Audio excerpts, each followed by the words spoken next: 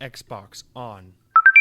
Welcome to Xbox On, a podcast with one host about one console, Xbox. I'm said host Jesse DeRosa, and on today's episode, we'll be talking about the latest Xbox news for the week of January 15th, 2026, including the Xbox Developer Direct has a date, and we now know mostly which games will be shown. Forza Horizon 6 may have had a release date leak. Rumors now point to a possible third entry in the Ninja Theory's Hellblade franchise, and more.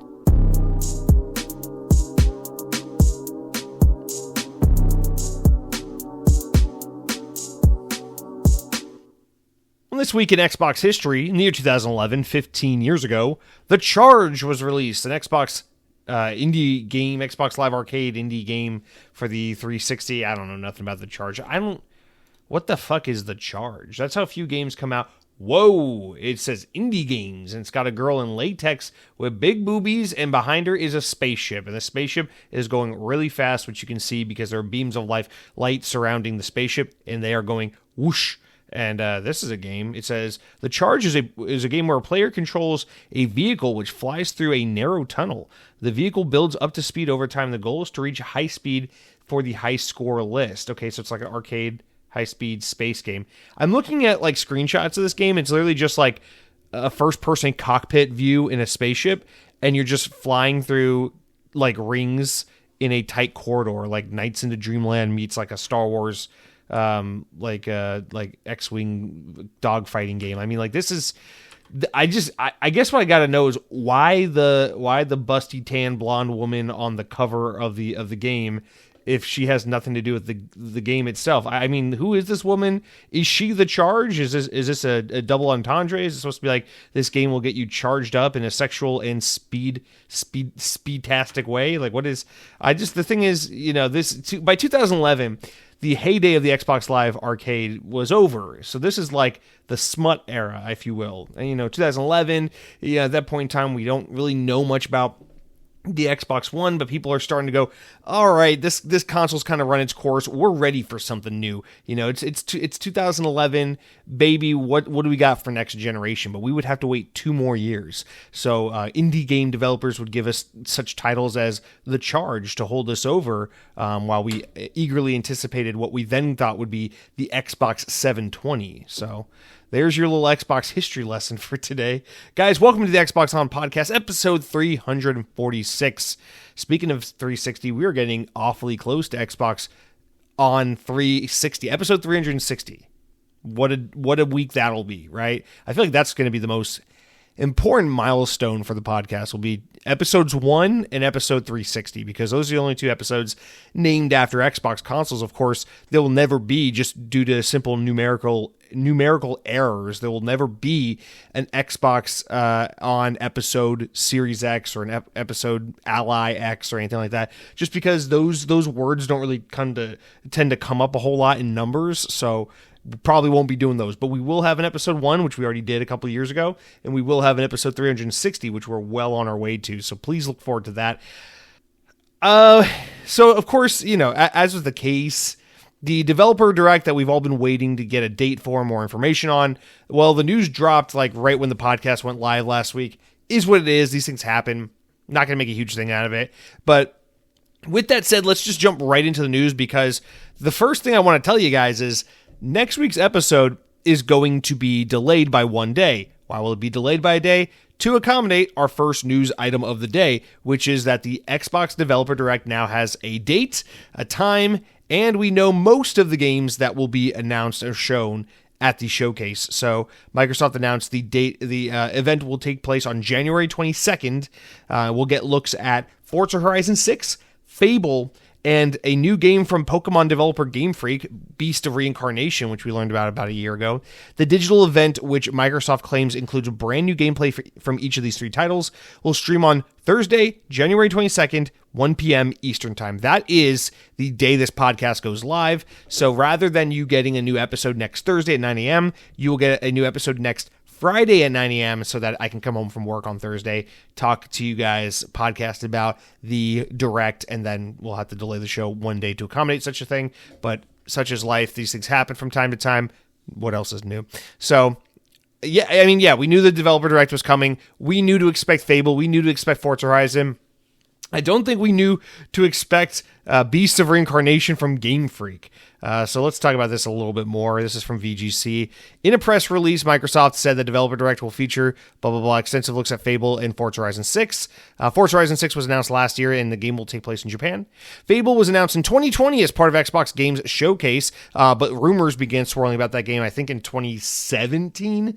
So we've really known about this game for about a decade at this point. However, it's officially been announced for about 6 years at this point. The Xbox Developer Direct will also include the first in-depth look at Beast of Reincarnation, a new game from Game Freak. Game Freak is undoubtedly known best for their development of the Pokemon video game series. However, Game Freak, which was first founded as a magazine in 1982 and later reformed as a game developer in 1989, has produced many video games outside of Pokemon over the years. While Pokemon titles are co-productions between them and Nintendo, as well as the Pokemon Company, Game Freak titles such as Pandoland, Pocket Card Jockey, and Tembo the Badass Elephant are entirely independent. Although I think wasn't Tembo the Badass Elephant published by Sega, I thought. Beast of Reincarnation is set in a near future Japan and will release for Xbox, PC, and PlayStation 5 in 2026. Published by the new company Fictions, the game is directed by Kota Furushima, a longtime battle designer on the Pokemon series. But that's not all, kids. Now it's claimed that the show won't only feature these 3 games, but there will additionally be a 4th title we don't know about yet. So according to Shinobi602 on social media, who has a long track record of pretty good leaks and rumors, the show will feature a secret 4th title, which VGC can corroborate this information and understands that the 4th game is a smaller scale original game from one of Xbox's studio's first-party developers. The 4th title will round out the event, mainly focused on Xbox's big first-party games planned for 2026. Speaking of Forza Horizon 6, before we talk about that 4th game, the release date for Forza Horizon 6 may have since leaked in the time that we've learned about this Developer Direct. Xbox Infinite, an Xbox news source based in Saudi Arabia, posted an image. This is a Twitter account, basically. Posted an image of an announcement that they claim appeared inside the game. So just keep in mind that this is maybe this is happening, but we'll see. Anyway, if this is legitimate, the announcement says that the premium edition of Forza Horizon 6 will give players early access, allowing them to play the game 4 days early, starting on May 15th, which implies the general release date would be May 19th. That is kind of the normal case where they do the early access if you pre-order the special sexy edition. So far it sounds somewhat credible. Sources have told VGC that this is the correct release window for the game. The ad also says players who pre-order the game will get a pre-tuned and exclusive Ferrari J50 in Forza Horizon 6. According to the message, the premium edition of the game will also include not only just the early access 4 days, but a VIP membership, which is like for cars, welcome pack, car pass, time attack car pack, Italian pass expansion pack, which is coming post-launch, and 2 premium expansions, which are also coming post-launch. As is the case for every Forza Horizon, there's always 2 expansion packs that come out in the year or 2 to follow. Generally some weather or northern snowy version of a expansion, and then a Lego expansion or something like that, or a Hot Wheels expansion. So anyway, that's it. So Forza in May, not terribly surprising. Forza is typically a September, October, November type of game, but Xbox has a weird year ahead of them. And Playground is set to release 2 games. So I guess they'd rather have Forza be their smash hit in the earlier half of the year that just keeps selling and has that long tail throughout the year, which would be really good for Xbox's earnings throughout the year for 2025 or 26 rather. And then Fable, their big heavy hitter RPG, highly anticipated game, could be their massive big fall release coming from Xbox, but I feel like that's a little bit of a mistake because you're getting close to Grand Theft Auto, and it's not to necessarily say that these games cater to the exact same audience, but there's a lot of people who are playing Fable who will also want to play Grand Theft Auto. They're both large games that will take a lot of attention, time, and money from people, and I don't know that you want to take a game that's this hotly anticipated and put it up against the biggest thing in entertainment. It just seems a little wacky doody crazy, but I assume you don't have Playground putting out 2 games close to each other. So if you're going to have 2 Playground games in 1 year, like how last year we had Obsidian put out 3 games, I just don't think you can do one in May without the other one being in November.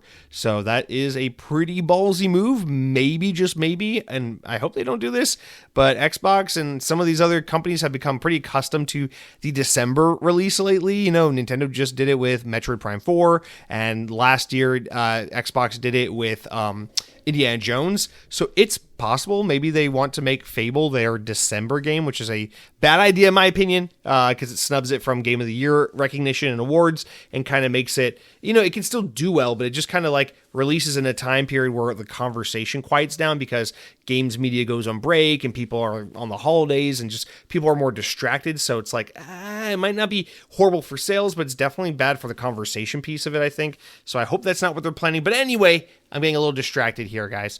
Let's talk about a couple other things. So we know we got Forza Horizon. We can assume, let's just say tentatively, that is now a May release date. We knew that there would be an Xbox game, or we had a pretty good reason to believe there'd be a big Xbox game in May because that is a month Xbox likes to work with. I mean, in recent years, we've seen Doom: The Dark Ages, we've seen Hellblade 2, we've seen Redfall all release in May. So we can comfortably assume that they're going to continue to have a big game for May every year. At least that is the plan. So if Forza is that game, okay, cool. Now, what is this secret fourth game that they're teasing here? Because they say it's a smaller game, but from an Xbox first party. Immediately, my mind jumps to Project Mara from Ninja Theory, but our next story is going to kind of poke some logic into that, so it's like, oh, maybe not. But I'm trying to think, I'm like, what other team has like a smaller first party project? You know, assuming it's not DLC or some expansion, that's like a smaller game. I'm thinking of something like a, I don't know, maybe as big as Grounded, but more like a Pentiment in size, you know, something like that. And like, or like, what could that be? Who would be working on something? What would they be working on? You know, it's like when they said smaller game, I was like, well, in my opinion, that means like Halo campaign involved, but I don't think Xbox sees that as a smaller thing, even if it is, in my opinion, not the most exciting thing because it's just the millionth remake of a game that we've had a million times. But yeah, it's just, I'm really curious to know what that smaller project or smaller game is. I don't know if maybe a company like Double Fine or Compulsion maybe have some smaller games. Those are teams that have made smaller games in the past. However, both of those companies released games last year, so that might make it a little challenging for them to be putting something out. You think about like maybe Bethesda has like some kind of mobile initiative. Like we know they used to be bigger on mobile with like Elder Scrolls Blades and Fallout Shelter. Maybe there's some kind of like little mobile Fallout thing because right now they're all about Fallout. That could be possible. I highly doubt Obsidian has anything to talk about right now. They just pumped out 3 games. I mean, they are depleted. They need to take a big old break and replenish with plenty of electrolytes because I can't imagine those guys have anything to talk about for a little while now. So it's like, who the fuck could it be? Turn 10, you basically killed them. You shut down a bunch of other studios. Undead Labs, we're lucky if they're still alive, along with State of Decay. So could Rare be putting a little something together since they don't make games anymore, since they just support Sea of Thieves while Xbox cancels everything they think of? Like, is that a possibility? I don't know, man. I'm very curious about this because it seems like what they're telegraphing at the very least is, if you were expecting Halo at this event, don't. It's not here. If you were expecting Gears of War at this event, don't. It's not here. So I'm like, oh, okay, so what could this be then? Because those were the other games we were expecting. So this is super exciting. I mean, maybe it's like another Tony Hawk thing from Activision, or I don't know, it'd be cool if it was like some announcement about like bringing forward old Activision things. I mean, that would be badass, but that's a little bit of a niche kind of reveal or announcement that would apply more towards idiots like me who'd be like, oh, Transformers is coming back from Activision on new Xbox hardware. I doubt it. So I don't know, man. I'm very curious to see what this ends up being. There are plenty of other studios we didn't talk about, plenty of other things it could be, but I'm curious. Let me know what you guys think in the comments. Could be this mystery game, although I guess next time we convene to speak, we'll know what it is, because next week's podcast, we're going to be covering everything that was announced at this event. So, all right. So that's it for dates and what we think might be announced or what could be mysteriously announced. But as other than that, Fable being a main game here, that is promising. Forza, we knew that one was a given, so I'm not worried about that. So that is that is the two heavy hitters. I don't know what else to say about Fable other than, I mean, this is their biggest game. Fable is the biggest game Xbox has had since Starfield, which failed to be as big as people expected and hoped it'd be. And before that, the biggest game they had was Halo Infinite, which also failed to be as big and successful as people hoped it would be. So Fable is try number 3. I mean, this is like, listen, like Forza's going to sell crazy copies and things like that and be a huge financial success. But if you're trying to get a water cooler game, if you're trying to get an Elden Ring, a Baldur's Gate, a God of War, something like that, you know, like a Witcher or Cyberpunk style game, it's like you gotta nail this shit because you fucked it up with Halo Infinite, you fucked it up with Starfield, and I say that as someone who loved both Halo Infinite and Starfield. But, you know, it's like they clearly didn't resonate with the masses in the way that Xbox had hoped those games would. Fable is really the only game on the table they have that... Fable on the table is the only game they really have that has that potential. I mean, I guess maybe Gears E-Day, but I feel like Gears E-Day is less of like this could be a water cooler game and more like this could be a return to form for Gears of War and really give people what they're looking for and reinvigorate Gears of War without like, you know, it could like raise to the top of the ceiling without busting through, if that makes sense, like kind of thing. Like it has potential to be about as big as it gets before it gets to be like a behemoth style game. I feel like the only game we know of in active development from an Xbox team that has potential to be a breakout water cooler moment type game that everyone talks about, the kind of game where you go to work and your coworkers say, hey, have you heard about this game called Fable? I think Fable is the only game we know of in development that has that potential. And for that reason, I think there's just a shit ton of riding on this. And at this event, Xbox will not put a date on it.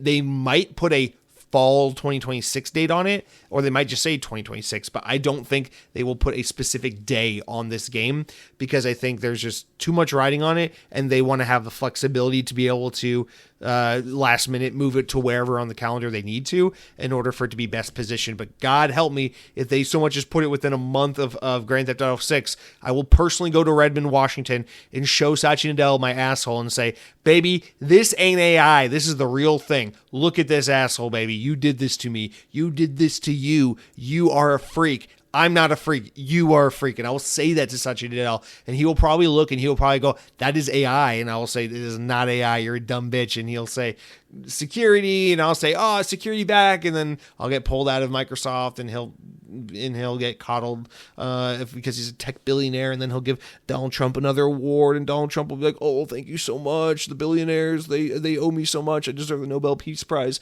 And they'll be like, you do deserve the Nobel Peace Prize. Even though we hated you a few years ago, now we love you because you're in power and we need tax breaks and we need all the support from the government because we're evil corporations. And this AI grift is something that we need your support with, Mr. President. And then Satya Nadella will write me an email as I roll around in my straitjacket in the insane asylum, and it'll be like, thank you so much for showing me your booty hole because I would have never ended up becoming best friends with President Trump if it weren't for you. And I'll just be rolling around in my fucking straitjacket going, they canceled Perfect Dark on Xbox, and then that's pretty much how that's going to go. So I think it sounds like a pretty solid, pretty plausible scenario.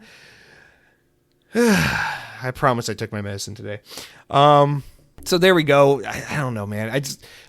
I got to be honest. I guess let's talk less about what we speculate will be there and do more of a gut check. Again, I almost wish there was like a week in between this episode and the actual direct itself, because I'd love to hear from you guys kind of how you're feeling, get a gut check. I personally feel a little underwhelmed. Like, I fully expected Forza to be there. I fully expected Fable to be there. I'm glad they're there. I'm looking forward to seeing the gameplay.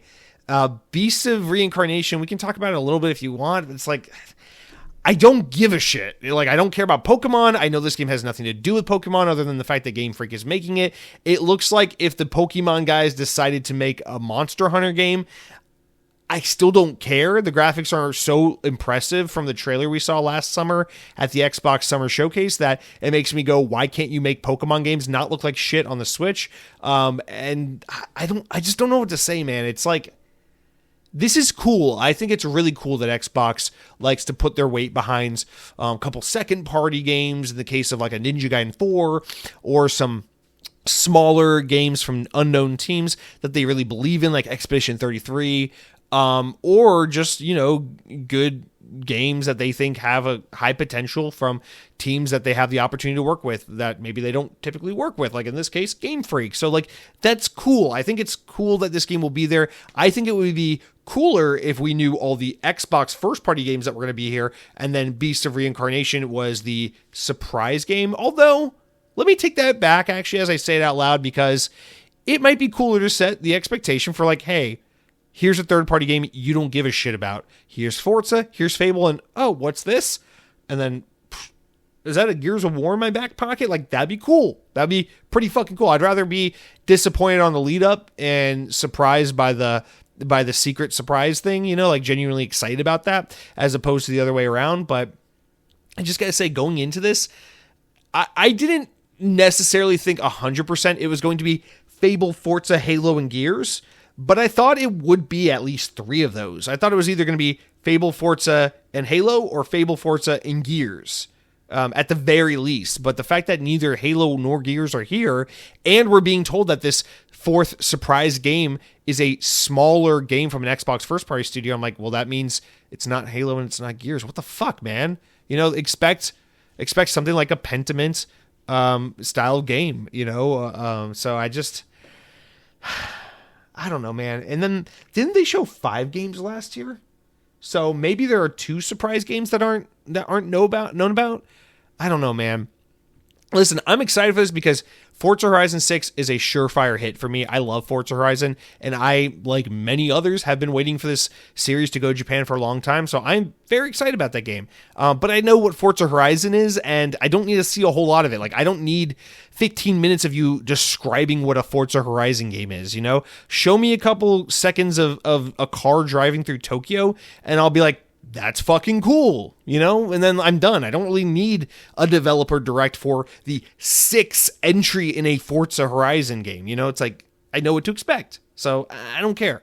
Fable, that is definitely the game of the show. That is definitely the thing everyone wants to see, because we have not gotten a legitimate long format demonstration of what this game looks and plays like. So everyone is going to be super curious to see this. Obviously, this is the main attraction, the actual entree, the steak, in the meat and potatoes of the showcase. We're all super hyped about Fable. There's nothing else to say there other than, January 22nd can't come soon enough. Let's see what you got.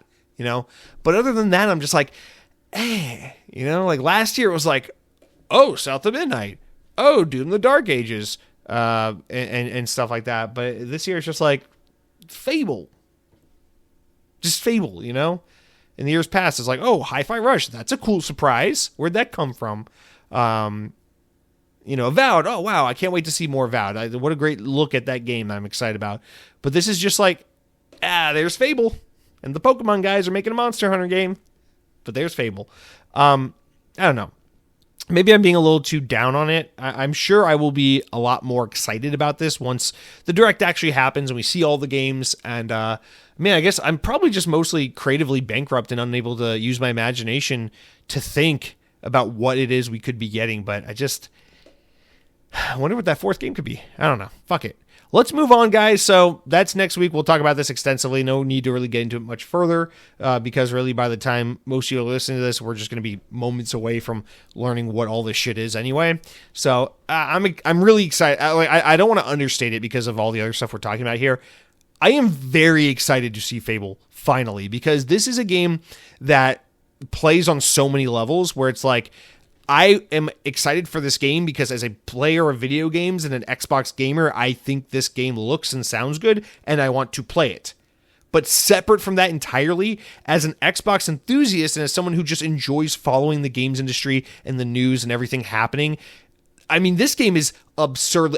I honestly don't think there is a single game coming out this year that I'm more curious about, with how I'm curious about how I will like it. I'm curious about how you will like it. I'm curious about how the world will like it. I'm curious about how it will sell. I'm curious about how long the conversation will last. I'm excited. I'm curious about what the conversation surrounding this game will be. I'm curious to know what the inevitable negative discourse surrounding this game will be, because that's always the case with every game at some point. Even if it starts out loved, it always turns sour in the end. I'm just very curious about all things Fable. to be honest with you. More so than Grand Theft Auto 6. I know GTA 6 is undoubtedly the most important, biggest game that's coming out this year by a long shot, but I personally, I'm just more curious about everything surrounding Fable. And so I don't want to understate that. Like that's a big deal. I'm so glad we're finally here. And so and God help me if this game gets delayed to 2027. Like God fucking help us all. But I am genuinely and truly excited that we are finally in the year of Fable, and it's not Xbox's fault and it's not Playground's fault that we've known about this game for a decade at this point, because they only announced it in 2020. So in all fairness, it's not that they promised this game 10 years ago and now we're getting it finally. It's like they promised this game 5 years ago, 5.5 years ago, which is a long wait to be fair, but it's not a decade. But man, as someone who's had even the slightest like finger on the pulse, like we've known about Fable since like the Xbox One X was a thing, Anyway, so very excited to learn about that. Let's move on, shall we? There's not like a shit ton more to talk about, although this next story is, in my opinion, a pretty big one. So let's get into that. And then another one that I don't know how much it matters to you guys as Xbox people, but for me, I'm pretty interested in. And then we just got a couple little wrap-ups. So anyway, Ninja Theory. We just talked about them a little bit. This is a report that was actually on the Xbox 2 podcast. So this is Jez Corden from Windows Central. I got this from purexbox.com and didn't realize until I'd already written my notes for the podcast that this is actually from Windows Central and the Xbox 2 podcast. But anyway, they say that it sounds like Project Mara, I don't know if you guys remember this. It's been like maybe 4 or 5 years since it was announced. We don't really even know what it is. It is the psychological, mental health experience that Ninja Theory's been working on. That's never been confirmed to be a video game and was never really teased as more than an experience or project. But unfortunately, it sounds like Project Mara may never turn into a finished game, at least according to Windows Central editor Jez Corden. On the latest episode of his podcast, the Xbox 2 podcast, Corden suggested that Mara had served as a concept for Ninja Theory, but it's not something that's currently being turned into a game. So, and they were really vague and dodgy about it when they announced it. So for that to be the case, that it was some concept or inspiration project and not an actual game, is just, why the fuck did you ever tell us about it, But he said, quote, this is what Corden said on his podcast. I've heard that you guys should not expect Project Mara to be a thing. Project Mara was just a concept. It's not a game, and it's not a game that they're currently working on. It might be something that they work on eventually, but Project Mara is not a game that's currently being worked on at Ninja Theory. Corden then went on to discuss Hellblade 3, suggesting that it appears to be Ninja Theory's next planned release. From what I understand, he says, quote, the next game is Hellblade 3, and it's going to be a bit more interactive than Hellblades 1 and 2. I don't know the exact nature of what Hellblade 3 is going to be like, if it's even going to be a Hellblade 3, but it does sound like it's going to be a Hellblade in the Hellblade universe, and it does sound like they want to make more of a game and broaden the appeal to some degree. Okay, so let's... Project Mara, is it a thing? Was it some inspiration project that could have been a game or could have been something else and eventually turned into something unrelated to a game? I don't know, man. I'll be honest. Project Mara is something that I don't think about ever. I haven't been excited to learn about or curious about at all. And as someone who enjoyed Hellblade but didn't like it nearly as much as everyone else, and then actually thought Hellblade 2 was more of a fun experience than Hellblade 1, but overall a completely unnecessary sequel, I gotta say, I think making another game, even if it's not Hellblade 3, even if it's just a game that takes place in the Hellblade universe, I think is a huge, huge, huge mistake. Please do not do this, Ninja Theory. Move the fuck on. Now, we don't have numbers because Xbox is afraid of talking about how bad they do, but we know that Hellblade 2 did not light the world on fire. It did not resonate in the same way the first game did. It didn't seem to have sold as well. It took a long time to make. It was probably very costly despite the smaller team that works at Ninja Theory. And I just don't think it was a very fruitful investment for the Xbox team. It was a game that came and went. in a snap of a finger, despite being the game that was announced alongside the Xbox Series X. So I think Hellblade 2 was a really beautiful game. It was, in my opinion, more fun to interact with and play than the first game. And I actually kind of thought the story was more interesting. And I thought it didn't overstay its welcome as quickly or as often as Hellblade 1 did. But I did think it was an unnecessary sequel, and that I have had my fill of Hellblade and hope that we do not get a third entry. So if we're getting a third entry, this is the thing, man. Ninja Theory has been around for a long time. Here we go. So we all know they did the Devil May Cry reboot game before they made Hellblade, and they did during the PlayStation 3 launch era. They did Heavenly Sword, but they've also done Kung Fu Chaos, which is their old school game for the original Xbox. They did Enslaved Odyssey to the West, which is a Namco published game they did in 2010. But if you look at generally what they're doing, Heavenly Sword, Enslaved, DMC, Devil May Cry, they make third-person action-adventure kind of hack and slashy games, and they're really fucking good at it, or they were.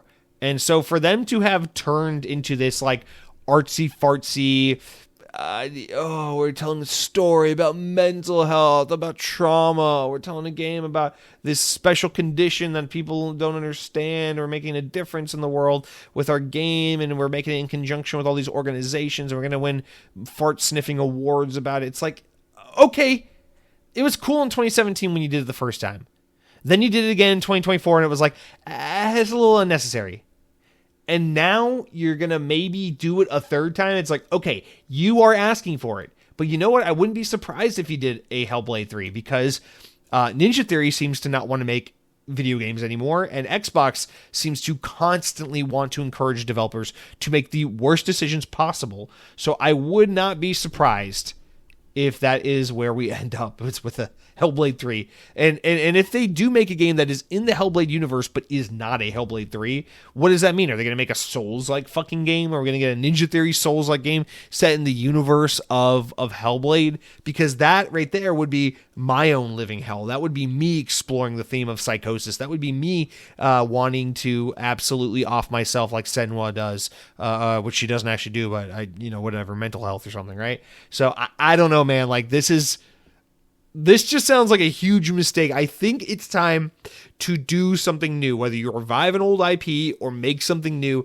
I think Ninja Theory needs to look at their past, tap into their roots, and make a video game that is full of hacking, slashing, blood and guts, balls to the walls action, but also it has cool characters, a cool setting, and some cool story. Because if you can take something badass like a Heavenly Sword or a Ninja Gaiden style game and give it like a character or set of characters or story or setting or world that people actually give a shit about, I think Xbox could have a new IP, a new hit on their hands. But if they keep choosing to do things that nobody fucking wants, like a Hellblade 3, I mean, if that's what the developers are genuinely passionate about making, more power to them. But just know that when the game doesn't sell well, and when people don't play it, and when people don't give a fuck about it, and when people say Xbox doesn't have the good games and the good games are on PlayStation stuff, this is what they're fucking talking about. Because you're given a golden opportunity to move on, to do something new. In 2024, the world said, hey, thanks for Hellblade 2. We don't care. Why don't you move on and do something else? You got the funding of Microsoft. You got the backing of Xbox behind you. Go do anything else. And you said, let's go back to Hellblade? Okay, man. Just don't be surprised in 2048 when you get shut down after the release of Hellblade 3 because it took you a million years to make and it was super, super pretty, but nobody cared about it because it wasn't a fun game. Just don't be surprised. Fucking dude, this is what happens.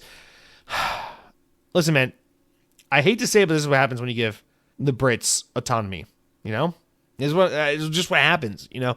Like, they need to be kept on a leash, you know? Xbox said, Playground, I don't care if you're making a Fable game, we need more Forza Horizon. And we're finally getting the Forza Horizon game that takes place in Japan, right? But Ninja Theory goes, we won't make a game about mental health, we do. And it's like, okay. See how much everyone gives a shit, but okay. So this is why you got to keep your Brits on a leash. It's just a known thing. But we'll see how that goes. Maybe Ninja Theory is ready to talk about their next project this summer at the showcase, because Xbox does like to announce games 10 years before they come out. No, I'm just kidding. But stop breaking my fucking heart, dude. Like, listen, it's cool you got Hideo Kojima. I don't care about the fucking OD video Netflix series he's making for Xbox.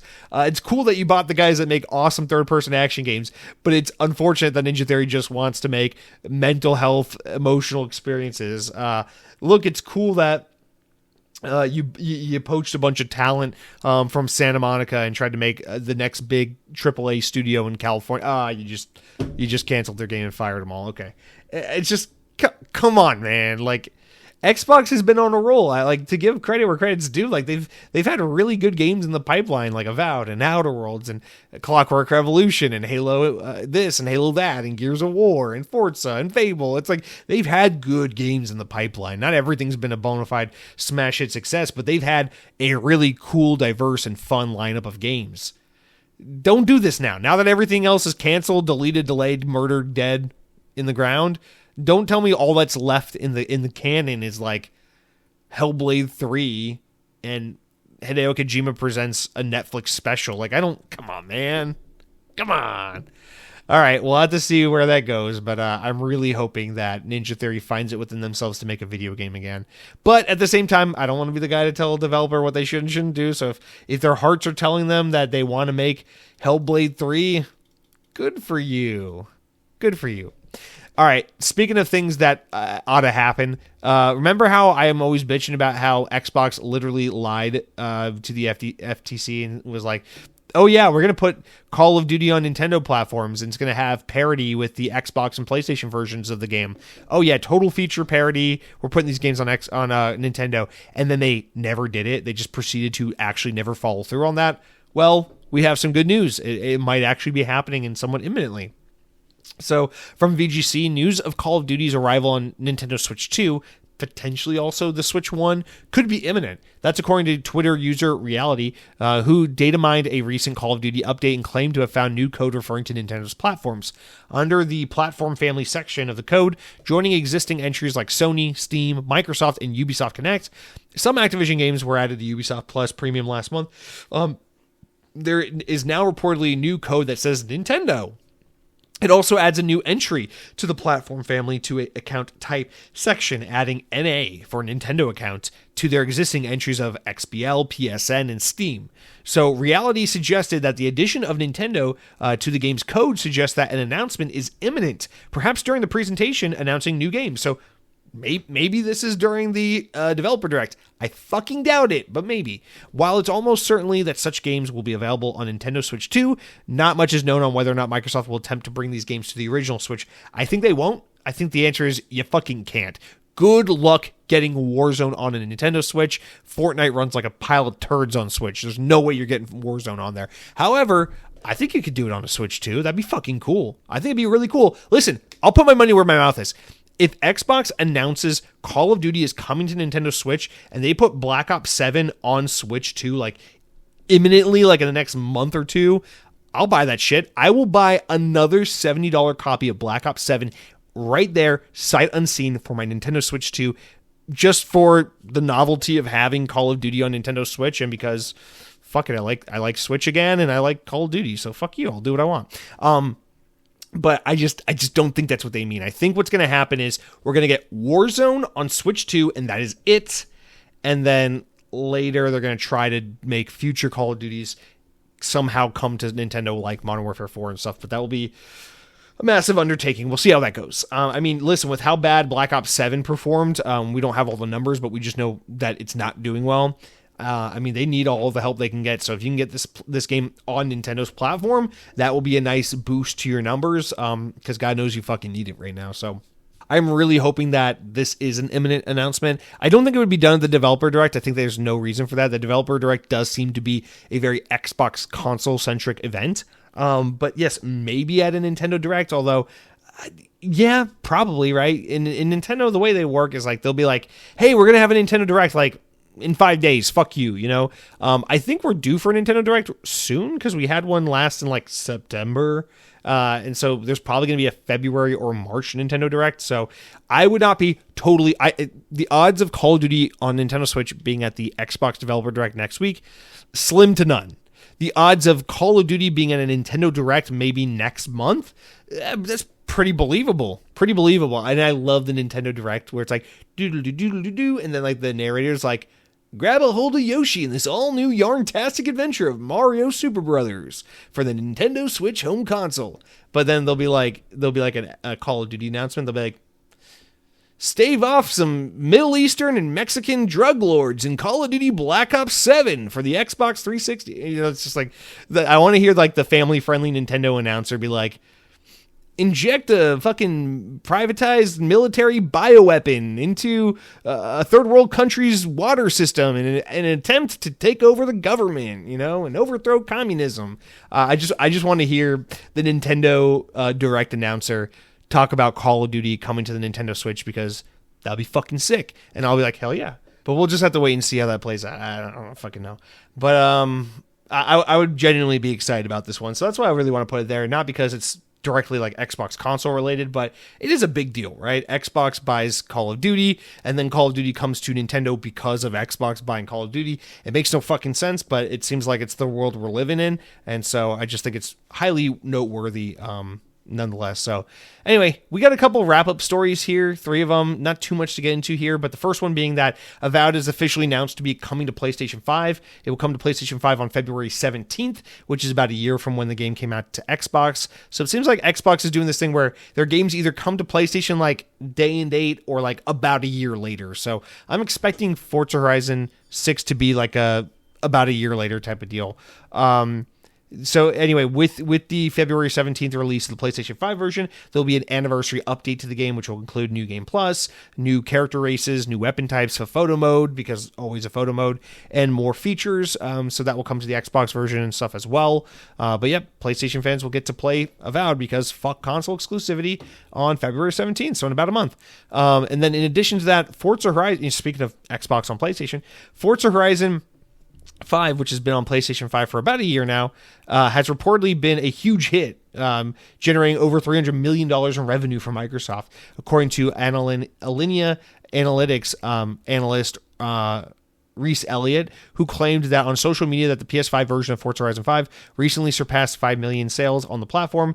Xbox's move to third party is no mystery, especially given Xbox's lofty profitability mandates, which Elliott said on Twitter. Forza Horizon 5 was released on PS5 last year, nearly 4 years after its initial Xbox launch, and Microsoft does not share sales figures for the games, but they did claim that the game reached 20 million players across Xbox and PC, which includes Game Pass users, in under 7 months. At the time of this story being published, Forza Horizon 5's Hall of Fame leaderboards, which shows players' total score compared to every other person who's played the game, gives around 53.7 million players who have played this game.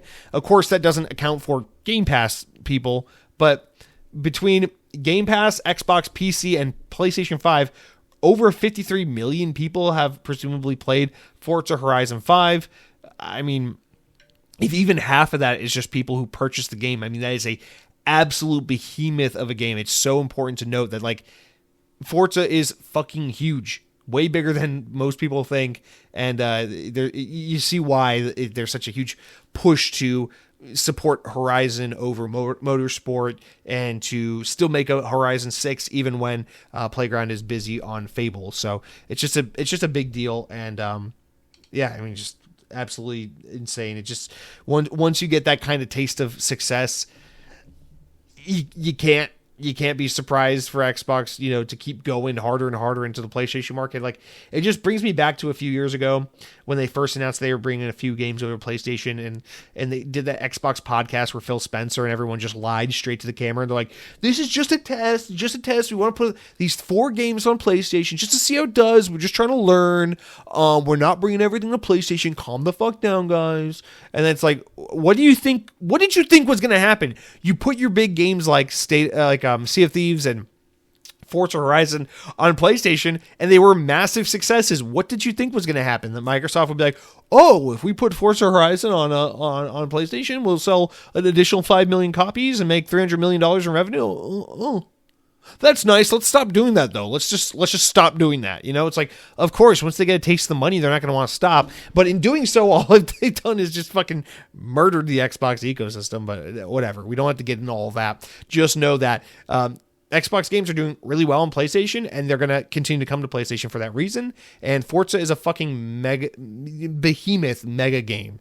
And Forza Horizon 6 is going to be a force to be reckoned with, and they'd be smart to keep that at least a 1-year exclusive on Xbox, because if you have any fucking shred of a chance of selling an Xbox console ever again, one way to do it would be to have a game like a Forza Horizon be exclusive to Xbox, even if only for 1 year. So might be worth it just to have that for a little bit, don't you think? Anyway.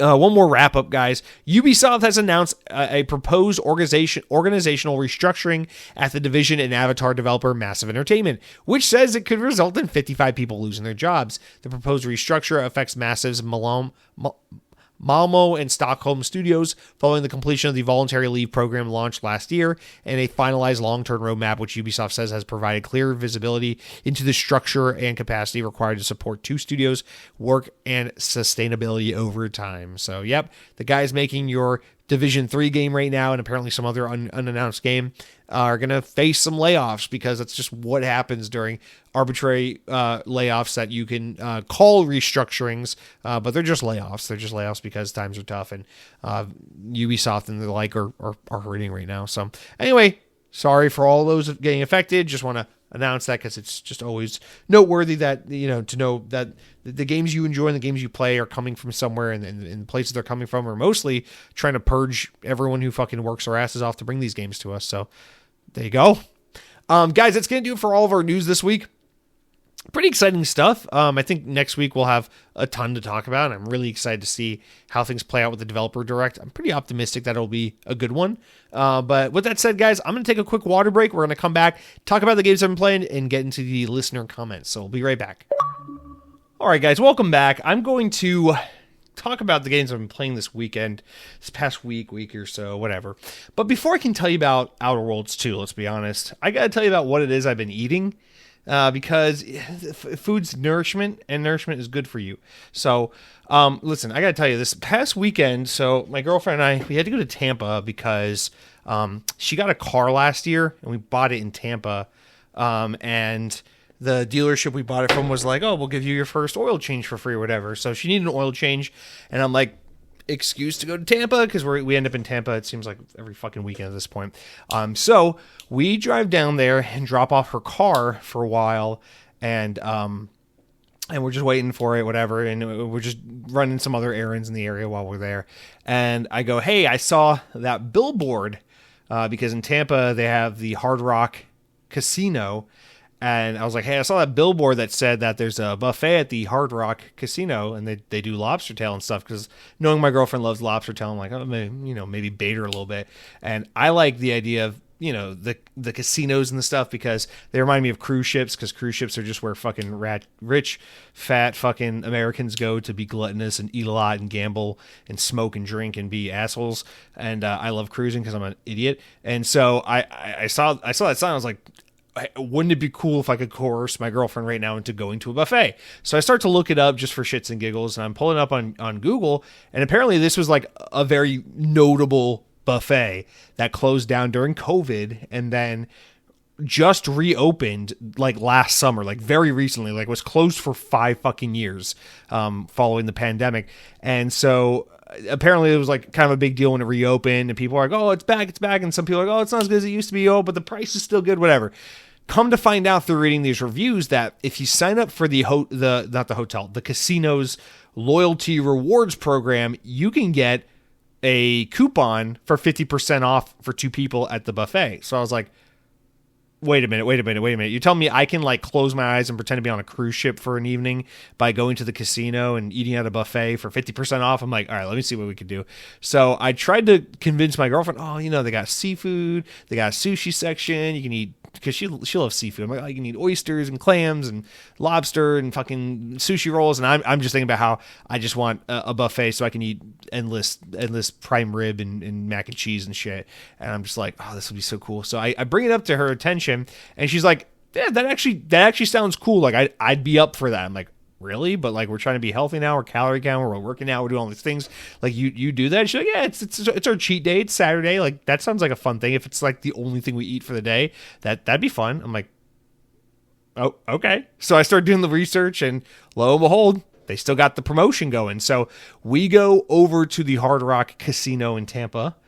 And all you gotta do is you gotta go up to like the fucking the basically the guest services desk or whatever and be like, I'd like to sign up for the rewards thing, dude. So they take your driver's license, you make it's not like a credit card or anything. It's just like your license information, like your address and your name, your email address, and it's a rewards like whatever, like a frequent shopper card for the casino basically. And this is how fucking confident these motherfuckers are that you're gonna lose money at their casino, because I signed up just knowing I'd get the 50% off. I was like, I literally told her, I was like, hey, we're here to eat at the buffet. We want the 50% off thing. We were told if we sign up for the loyalty thing, we can get it. She goes, yeah, no problem. Takes my driver's license. And then she goes, okay, you're all set. And then she's like, now you got to make a PIN number. I'm like, I make a PIN number. And she goes, okay, here's your card. And she gives me this beautiful laminate, like fucking Costco card for the casino. And then she goes, what size t-shirt are you? You get a shirt for signing up. I was like, oh, cool. So she gives me a Hard Rock Casino t-shirt. And then she goes, so just so you know, and then she gives me the coupons for the buffet. She goes, just so you know, the card has a $200 refund credit limit. So basically, the first $200 you spend at the casino, you're going to get that refunded back to you. Like the first $200 that you lose in the casino will get refunded back to your card through play credits, so that you can reuse in the casino. I'm like, whoa, wait. So let me get this straight. You guys are so fucking certain, statistically positive, that if some motherfucker walks through these doors and starts gambling, that you're going to turn a profit, that you can afford to give them 50% off the buffet, a free t-shirt, and $200 in credit for the casino, because you know these motherfuckers are going to get so financially in the hole that you're going to more than make up your money's worth. I'm like, that is sickening. And then we took our coupons, we go over the buffet, we cash them in, and then I took my rewards card and I cut it up and threw it out. But it was fucking sick. I got the t-shirt, so now I got the Hard Rock Tampa Bay Casino t-shirt I get to wear. I got the buffet was awesome, dude. It was better than a cruise line buffet. It was so good. They had different stations from all over. The fucking shrimp tacos were amazing. Gotta say, the sticky pork ribs that they had were amazing. The prime rib was one of the best buffet prime ribs, because usually at the buffet the prime rib's pretty weak and under seasoned. Nope, this one was pretty damn good. The dessert bar was surprisingly the best part. They had like these pistachio eclairs, phenomenal, and little blueberry pies, pretty good. This place was fucking sick. It was an awesome buffet. At sushi, clam chowder. They had like a Mediterranean station. I got like this like couscous thing with this halibut. Very good. I want to just give a huge shout out to the Hard Rock Hotel and Casino in Tampa Bay, Florida, because that buffet, whatever it's called, like Harvest Buffet or something, is so fucking good. And I'm so glad, because $25. Listen, after the 50% off, it was $25 a person for this buffet. I definitely got my money's worth. I ate probably $100 worth of seafood and steak at this buffet and desserts. So I feel pretty confident that it was for two people, $50 plus tax and tip.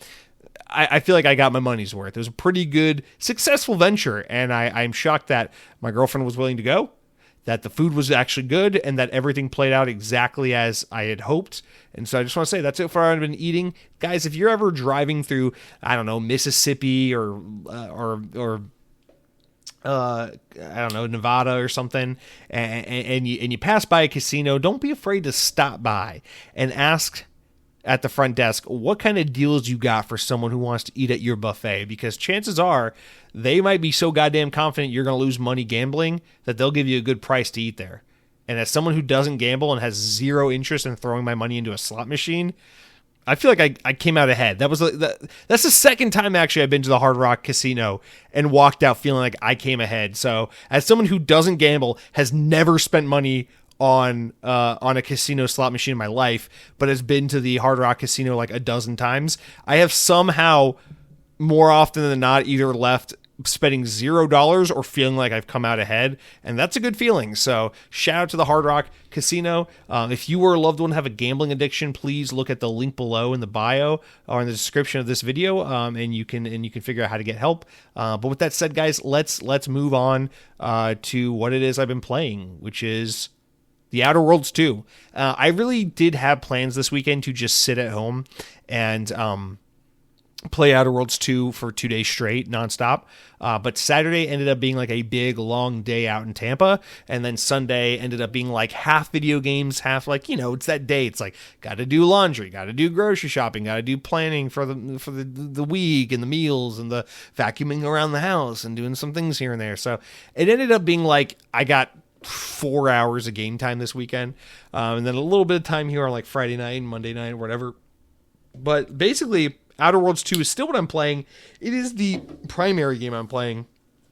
I really like Outer Worlds 2. Now that I'm like in the mood for it because it's the game I've been playing the past few weeks and I kind of forced myself to stick with it and I'm like kind of feeling it, I gotta say I like Outer Worlds 2 a lot more than I remember liking Outer Worlds 1. But I do think a large part of it is that psychological thing. It's part of why I was able to finally walk away from Game Pass, and it's because playing Outer Worlds 1 through Game Pass when there's a million games I gotta play on Game Pass, it just feels like it's like I gotta get through this game, let me just beeline this game, play it for 13 hours and be like, oh, okay, that's Outer Worlds, on to the next game.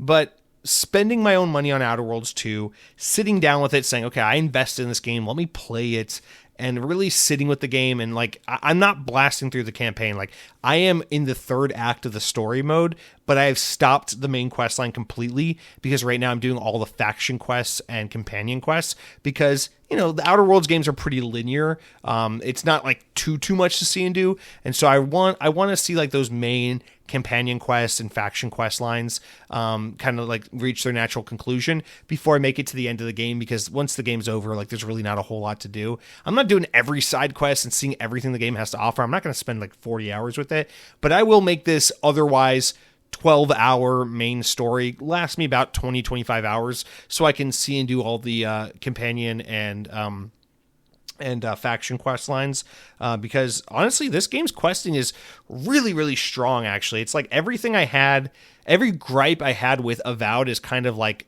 cured or addressed in this game, where it's like Avowed was like a cool world, a pretty game, and like a decently fun main quest line, but like uninteresting side characters and uninteresting side content that I just didn't really care about a whole lot.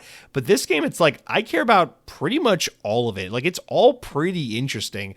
I'm definitely Auntie's choice stan. I'm definitely like siding with the big corporation, and I'm trying so hard to be in their favor. So that is a very important thing to me. Fuck the other faction, I forget their name, but they're just like a weird religious group, and I don't like them at all. So fuck them. I threw them under the bus. So that's what I'm doing right now. I'm working on some of my companion side quests as well. But I'm really digging the Outer Worlds 2. I'm really just taking my time with it. The combat is so much more fun. The choice-based decision-making and the dialogue trees are so much more rewarding, because it really does feel like everything you say and do in this game branches off and affects you differently. It doesn't feel like the end result of this game's story is going to be night and day different depending on what decisions I make. I don't know if I feel that way, because I don't know that the game's leading there. But I do feel like everything I say and do in this game does have some kind of consequence where the world is going to react, whether like it's like the outcome of the ending of the game is changed. I don't know, but I do feel like there's constant little things, and I love how like the little touches this game has. Like when you boot it up to load into the game, what's his name, Spacer's Choice or whatever, the Moonhead guy, Moonman, he like makes like some comment every time you load up the game. He'll make a comment based on your last play session, and he'll just like add some like unsolicited advice or commentary about a decision you made or a thing you did, and it's just like, dude, shut up, stop stalking me. But like the game is really thoughtful and creative and really good that way, where it's just like you feel like everything you say and do in this game gets remembered, and then something in the world interacts with you or responds to you in a way that reminds you that, oh yeah, you said that, or oh yeah, you did that. And it just makes the game a lot more fun to interact with, because it feels like what you decide to say and do is going to be rewarded with an equal like response from the game. It's not just like decision making and choice based gameplay for the sake of choice based gameplay. It's like choice based gameplay with the expectation that you're going to get something as minuscule as like a cheap laugh out of it, all the way up to like a big ever changing consequence of like a relationship with the character, or like the turnout of a quest or something like that. So the outcome of a quest. So I'm really digging the Outer Worlds 2. I don't know if I'll finish it this weekend. That's my plan. I have kind of another busy weekend ahead of me. So I don't know. We'll see. But that's my plan. Other than that, I've been dabbling in my standard multiplayer fare. I've been playing a little bit of Black Ops 7, a little bit of Battlefield 6, a little bit of Splatoon 3 because they had a Splatfest this past weekend. So playing a little bit of like my multiplayer shooter comfort food games, but really mostly it's just been Outer Worlds 2. And still, I'm mostly split on playing this game between my Logitech G Cloud and my PC, and not really playing it on my Xbox, which is weird. But I'm just having a good time playing it that way, so I'm gonna keep rocking and rolling that way. So just deal with it, fuck off, and poop your pants, dude. So that's gonna bring us to the last and final segment of the podcast, which is the comments. You guys head on over to youtube.com, click on the Xbox On podcast, click on the latest episode of the podcast. I don't care. Drop a comment. You can say, drop a comment, I hardly dropped my pants. Or you could say something like, hey, Jesse, here's my input based on this week's episode. I don't know. Just say something. Interact with the show, goddammit. And if you're on a podcast service, give me a big old thumbs up and a 5-star review. Help people discover the show. Its listenership it's been so flat for so long. Won't you help me get it up? I'm asking you, probably late early adulthood to early middle-aged a male father figure, please, won't you help this lone podcaster get it up and keep it up? Won't you? Our first comment comes from Mr. Cargo Runner UK, who says, great show, damn, I love fresh donuts. Yeah, I didn't know that was the takeaway from last week, that you're going to be a donut man, but good for you, Cargo Runner. I mean, after all, in the UK, listen, let me say something nice to our friends over there across the pond. You love fresh donuts? Well, let me tell you something you guys gave to the world that I love. I love scones. Scones are so fucking good, dude. Can I have a scone? Can I have a blueberry scone right now, please and thank you? Way of the Lao writes in and says, those filthy casuals. Wait, what the hell are we talking about? I don't know, Way of the Lao. Where have you been? You have to atone for your sins. You have to answer for everything. You're not allowed to be your own person and just go off and do things. You have to explain to us when you're leaving, why you're leaving, how long you'll be gone for, what you will personally gain from leaving. I need to know more about your comings and goings, Mr. Way of the Lao. So thank you for coming back, but please don't feel free to leave without first explaining what and why. Please and thank you, Mr. Way of the Lao. God, I missed my phone. What the fuck? I dropped my phone the other day, like the last week. I was lifting a fucking 10-pound weight, and I dropped it on my Samsung, and I just destroyed the outer display and the back glass on it so bad.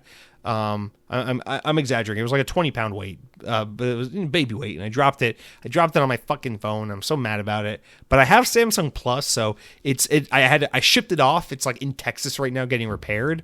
So it's like it's good, you know. It's like I don't have to worry about it. They'll take care of it. I have the insurance, but like I'm so salty because the only phone I have to use in the meantime while that's being fixed is my like 5-year-old Surface Duo phone, which like I don't want to use because I don't want to risk breaking this. It's like a collector's item for me, but also like for as much as I loved this phone, it's not holding up well 5 years later, and I'm like, I miss my fucking Samsung. So just looking at my phone, holding it, just a little salty about that situation right now. But you guys, that's not what you're here to talk about. We're here to talk about the comments. Let's continue on with Decoy Doctopus, who writes in and says, you're better off not playing Life is Strange Double Exposure.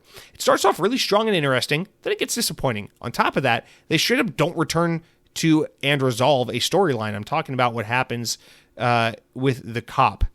Man, well, I don't know. I still wanted to play that. Didn't I start it? No, I started, what was the other one? True Colors? I don't know. And listen, man, I appreciate like the warning and the heads up. I still feel obligated to play it. Like I will probably play this game at some point one day, but I do appreciate the heads up. Listen, I don't think anything could be worse than Life is Strange 2 because I thought Life is Strange 2 was so shit. So I can't imagine Double Exposure or any other entry in the series is going to be as bad as Life is Strange 2. but I do appreciate the heads up so I can temper my expectations. Mr. Cronky writes in and says, random thought, but do you ever feel like our hopes for games are so low these days? Like when I think of State of Decay 3, the best I can possibly conceive of is that it's fun enough that I tolerate a ridiculous monetization system and 4D currencies and slow progression for like 20 hours before I shelve it forever. I really hate live service games. Yeah, I do too. I was thinking about that actually today. I was reading about Battlefield 6 Season 2, and I'm like, you know what my gripe is with Battlefield 6 is that, one, the progression is slow as shit. I bought the battle pass for season 1 because I'm an idiot. I knew I didn't need to buy it. I knew I wasn't going to play the game enough to justify it. But I bought the battle pass for season 1, and I've unlocked like 6 items from that battle pass because the progression in Battlefield 6 is so goddamn slow. And then on top of that, it's like the game is less fun for me right now because every time you boot it up, it's like, play Red Sec. Oh, Battle Royale, play Red Sec. And I'm like, I don't give a shit about your cheap fucking mobile Battle Royale mode. I don't care about it. Stop putting it in my face. I spent $70 to enjoy this premium first-person shooter video game. Stop pushing your shitty free-to-play crap in my face. And it's like, it's not really affecting the game because like when I get into a match and everything, it's good. Battlefield 6 is a great game. But it's like, why is it gotta be this way? Like, why can't you just fuck off, you know? So it's like, yeah, Cronky, I get it. I don't know, man. It's in so many ways, games are the absolute best they've ever been. But in some ways, yeah, I mean, it's like we just expect the worst. We expect every game's going to come out not ready for prime time, performance issues, glitches, bugs, crashes, whatever. We expect every game's going to try to fuck us over with some DLC, expansion, battle pass, whatever thing. I don't know. Every multiplayer game is going to do something to piss people off, whether it starts out strong or starts out weak and then goes in the other direction. Monetization, balancing updates, whatever they do. It's just, yeah, it used to be like a game would come out and you just fucking dealt with it. It is what it is and you dealt with it. Now it's like a game comes out and you're like, all right, when do we find out what this game actually is? Like how many updates, changes, reactions, stories, things have to happen before we get to the place where this game is actually whatever this game is going to end up being ultimately. But yeah, I mean, and more so to your point, just, yeah. Yeah, because it's not enough for State of Decay 3 to just be the third State of Decay game. It has to be a game that it lives on as like a service. You're probably right. I don't know, man. It is crushing in a lot of ways, but I don't know. But there are still plenty of games that are more classic and traditional. It's just unfortunately too many of them have been corrupted in this way, and so it's a thing we all have to interface with it to some extent or another. But thank you for IM. Mr. Malgrites in with our penultimate comment says, it's funny hearing you talk about PC specs. Don't worry, we'll educate you soon. If I remember correctly, I believe you have an RTX 3060. I do not. No, I have an AMD. Fucking kill me, dude. What do I have? Let's see. What didn't I say it on the podcast last time? Didn't I fucking tell you what I had? Let me see. Specifications. I don't know. What do I have? About? You want to go to like about system? Display, monitor, about. Here we go. About. Processor. AMD Ryzen 7 series 5700. Why are you telling me I have a RTX 3060? Why are you telling me that? What am I missing? I don't remember, dude. I don't know. All I know is when I bought this PC in 2021, it was a fairly competent PC, and it's held up pretty fucking well. I've had no problems with it with anything I've tried to do with this PC, except for play Spider-Man 2 on it. But you said my PC also has issues with Spider-Man 2. Heck, when with the first one, even mostly if I have ray tracing on, I'll get great performance, but then the game ends up crashing. Also, I predict we'll get a surprise drop of Halo Combat Campaign Evolved from the Direct. I finished Combat Evolved on the Master Chief Collection last month and just finished Halo 2 this month, so my keyboard and mouse are ready. Well, look at you. Now you're about to play through the best ones. 3 ODST, Reach, and 4. Oh, and 5. Oh, so good. You're lucky. Anyway. I hope so, but they said it was a smaller game. The reports say it's a smaller game, and I don't think Xbox considers Halo Campaign Evolved to be a smaller game. Even if it is a remake, I think they think of it as a big thing because it's their big reason for the 25th anniversary of Xbox. So I don't know, man. We'll see, but that'd be cool. It'd be cool to have Halo there as opposed to don't know, fucking Game Freak. But yeah, man, Spider-Man 2's performance on PC, absolutely unacceptable. I don't know. All I know is this computer has been an absolute champ. I love this computer. I was thinking about it the other day. I remember like the first fucking 100 or 200 episodes of Xbox On. I used to do it on my Surface Pro, and I had no problem recording the show on that thing. But oh my god, dude, trying to compress it down and render it into a video file would take me all night. I would just have to like wake up throughout the night and just check on it before work to make sure it was rendering and then uploading and everything. Oh, fucking pain in the ass. On my PC now, it renders in like 10 seconds, the whole fucking 2-hour podcast. And then, oh man, it's great. I love this PC. Gaming on it's great. Battlefield 6 is about the biggest game I could hope to run on it, and it runs beautifully. No problems whatsoever. I love this PC. It's so great, dude. Honestly, I love to make fun of PC gamers and everything, but like having a gaming PC, pretty fucking great.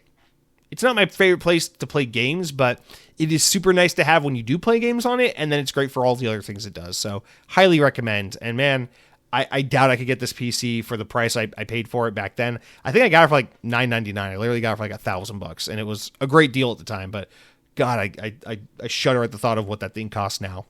Anyway, Tim R has the final comment, says, "Oh man, I've been waiting for a Ghost game for forever. I hope it's narrative based also, because little me was devastated when Kerrigan got destroyed, I'd love to hear more from that universe. I know they have books and stuff, but I really enjoyed the way that the story was told through the game. I've only ever played one Telltale game, but I definitely prefer being part of the doing and not just the decision making. It makes me feel more invested." Wait. What the fuck? Ghost game? What are you talking about? Ghost game? Kerrigan? What are we talking about? Oh, you're talking about StarCraft. Okay, sorry, I had to look it up. I've been waiting for that Ghost game. Oh yeah, StarCraft Ghost is what the game was called. Yeah. But you said I've only ever played one Telltale game. Because I talked about it being more of a narrative-driven game. Oh, I hope it's not like a Telltale game. I hope it's not like that. I hope it's a very gameplay-focused game, but it just has a heavy emphasis on narrative as well. But yeah, you don't want it to be a Telltale game. StarCraft is a video game, so I love for it to be a video game. But yeah, man, it just I know nothing about the universe. It's cool that there's books and all that other stuff, but I know nothing about it. StarCraft is a huge blind spot for me because I know I'd fucking love StarCraft. I know I would. I loved the original Far Cry, Warcraft games, and I love sci-fi. So like, it only makes sense that StarCraft would be a huge win for me. And you know what the crazy thing is? I'm pretty sure I have StarCraft. I have it somewhere. I don't know. Fucking who cares? Anyway, Tim R, thank you for writing in. Here's hoping we learn about a new StarCraft thing this year, but it would be later in the year during BlizzCon, which I think is going to be end of summer, early fall. So we'll have to wait a little while to hear about it, but hopefully this year we do learn about something in the world of StarCraft, something to take our minds off of Overwatch, please, for the love of God. But guys, that's going to do it for all of our comments this week. Thank you all so much for writing in, for listening, and supporting the show. I look forward to this Xbox showcase next week, getting some good Xbox news, a deep look at Fable. It'll be super exciting to see how things play out, whatever this mystery game is. Really looking forward to all that, you guys. So appreciate your comments, your time, everything. Feel free to continue to reach out. Let me know what you guys think or what you have questions about. And until next week, I hope you all manage yourself at the buffets. Don't push yourself to the point where you want to throw up. It's not healthy. It's not good for your heart. But until next week, enjoy your buffets, enjoy your limited days, but most importantly, power your dreams.